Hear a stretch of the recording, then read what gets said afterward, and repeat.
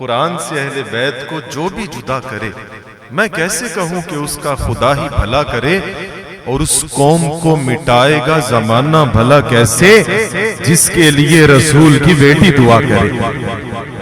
اس قوم کو مٹائے گا زمانہ بھلا کیسے، جس کے لیے رسول کی بیٹی دعا کرے۔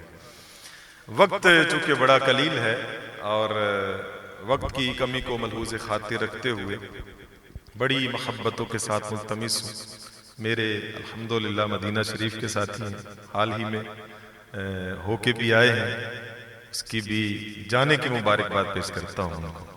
اللہ سب کو مدینہ طیبہ کی بادب حاضری نصیب فرمائے۔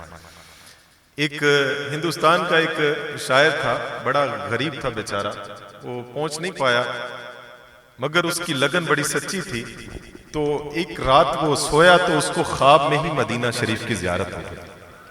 اس نے شعر لکھا، احمد بھائی کمال کر دیا، اس نے کہا کہ مجھ پہ بھی فیضان شاہ امم ہو ہی گیا، مجھ پہ بھی فیضان شاہ امم ہو ہی گیا، خواب ہی میں سہی دیدار حرم ہو ہی گیا، اور میری بستی سے بہت دور تھا شہر طیبہ۔